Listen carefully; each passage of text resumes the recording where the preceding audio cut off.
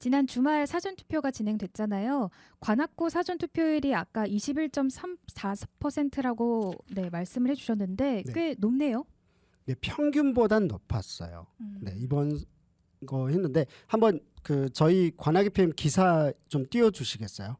화면 보면서 이야기를 드려볼게요. 화면 보시면 사전 투표율이 21.34%가 된 거 맞아요. 맞는데 지선 대선 모두 사전에만 높았습니다. 그러니까 지방선거 2018년도 거 말씀드린 겁니다. 그리고 최근에 있었던 2022년도 3월 달에 있었던 투표, 이 시기를 저희가 좀 바라볼 수 있죠. 네, 아무래도 이제 다음 지금 현재 인구 구성 특성상 어떤 투표를 할까에 대해서 알아볼 수 있는데 도움이 되기 때문에 저희들이 이 기사를 보고 있는데요. 모두 사전에만 높았습니다. 최종적으로는 늘 하위권이에요. 그래서 이번에도 결국 그렇게 될까? 어쨌든 투표라는 게 그만큼 투표에서 자신의 의사가 누가 되든 간에 이런 것들이 반영됐을 때 그만큼 신경을 쓰거든요. 네. 예를 들어서 윤석열 대통령께서도 지금 어쨌든 아주 낮은 퍼센트 비율로 이렇게 이기셨기 때문에 아무래도 나머지 국민들에 대해서 눈치를 볼 수밖에 없죠. 네. 그러니까 눈치를 본다는 게 나쁜 의미가 아닙니다. 당연히 눈치를 봐야 되는 거잖아요. 그래서 국민들의 다양한 의견들을 수렴하려고 할 거라는 생각이 들어요. 그래서 일단 투표율이 높는 게 중요할 것 같은데 이번에도 최종 투표율이 결국은 평균 이하이고 거기에다가 하위권이다라면 좀 문제가 되지 않을까 생각이 들어서 좀 깊이 있게 나눠봤습니다. 보겠습니다. 보면은 관악구가 그 선거 인수는 45만 180명입니다. 이 중에서 9만 6,058명이 투표를 했더라고요. 사전 투표일 때는. 그러면 서울 평균이 21.20%니까 0.14포인트 높아요. 네. 그럼 0.14 그래도 평균보단 잘했네. 이렇게 볼 수 있겠죠. 그리고 2018년도 제7회 전국 동시지방선거의 19.95%보다도 높습니다. 이걸 표로 좀 정리해서 보자면 이렇게 보입니다. 서울시가 지난 4년 전에 19.10%인데 0.8%가 더 높았어요. 반면에 지금은 뭐 얼마 차이가 좀 안 납니다. 어쨌든 네, 0.14포인트밖에 차이가 안 나는데 어쨌든 그 전보다 높아졌습니다. 좋은데 문제는 좋은데 결국은 제7회 지방선거 때를 보니까 이렇게 돼 있더라고요.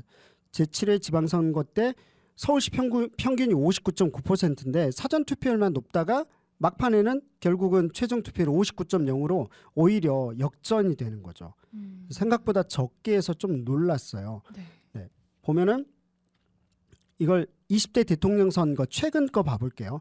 일단 대통령 선거다 보니까 워낙 많은 사람들이 투표를 했습니다. 평균 예를 들어서 좀 이따 뒤에서 잠시 보여드릴게요. 지방선거 때 보시면 제7회 때 서울은 59.9, 제6회 때 58.6.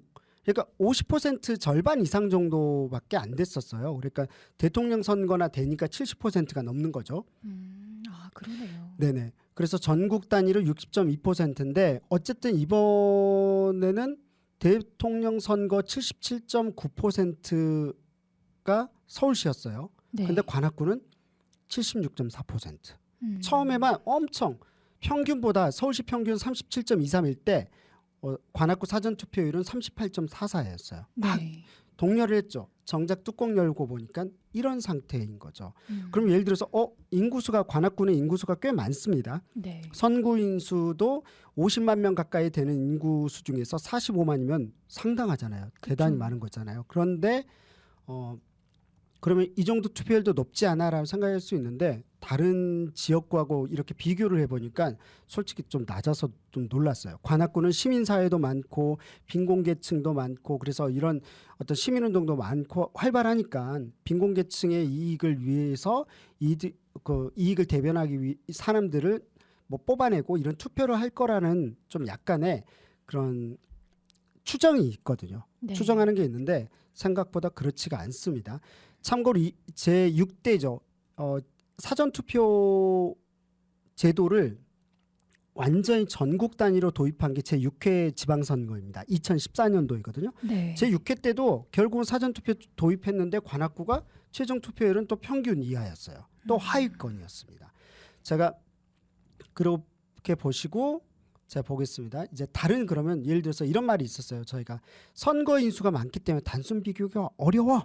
뭐 이렇게 말할 수 있죠. 하지만 비슷한 선거 인수를 가진 곳을 저희가 찾아봤어요. 강남 바로 옆 동네입니다. 네. 우리는 옆 동네라 하죠. 서초, 강남, 송파 이렇게 네. 있습니다. 그래서 강남 3구로 불리우는 지역인데 솔직히 놀랐어요. 투표율이 생각보다 많이 높고 차이가 났었습니다. 1, 2위 전체 서울 지역의 25개 자치구 중에서 투표율 1, 2위를 달리는 걸 제7회 지방선거, 2018년도 지방선거 그리고 2022년도 올해 20대 대통령 대선 선거에서도 놀랍게도 서초가 1위 그리고 송파구가 2위여서 놀랐어요. 그리고 더 놀라운 건 송파구가 선거인수가 관악구보다 10만 명이 더 많아요. 진짜 많더라고요. 그러니까 인구수는 훨씬 많겠죠. 네. 네. 보니까는 55만, 56만. 20대 대선 최근에 56만이었으니까 10만 명이 더 많은데도 불구하고 인구수 많다고 하면 투표율이 좀 작아도 그럴 수 있지 않겠어라고 생각이 드는데 생각보다 매우 높습니다. 1, 2위를 했을 정도니까 엄청난 큰 차이겠죠.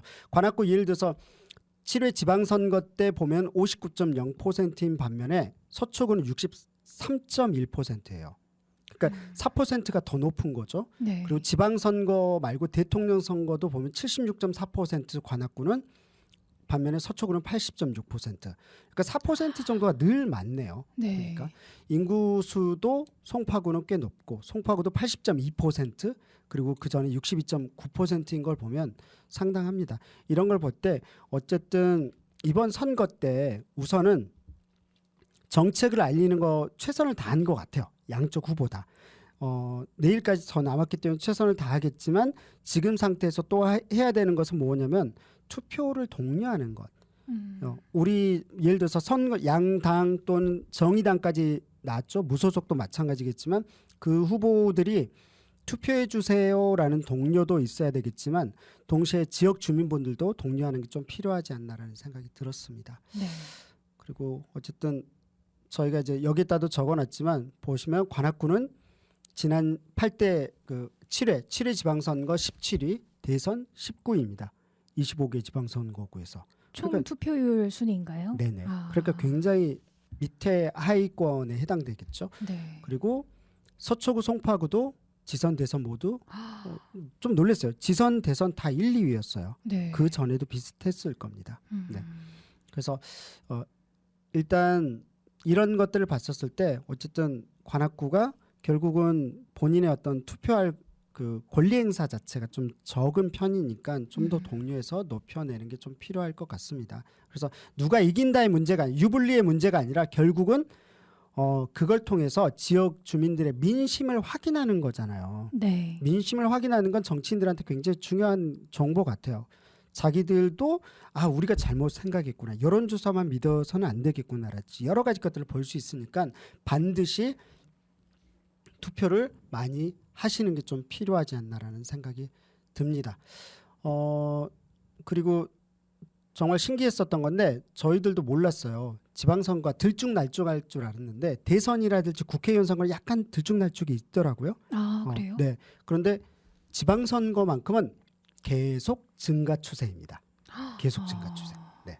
그래서 사전 투표 뭐 도입하고 나서 더 크게 증가했다라고 볼 수 있을지는 잘 모르겠어요. 그렇게 크진 않더라고요. 네. 제 6회 때 도입되고 나서 기본적으로 어쨌든 그 전 때에 비해서 5% 되어지긴 했지만 그 전에도 보면 45%, 49.8%, 53.9%꽤 이렇게 비슷한 비율의 기울기로 증가를 하고 있어요. 네. 이번에는 어느 정도일지 진짜 궁금해요. 네. 투표하셨죠? 네, 했습니다. 네.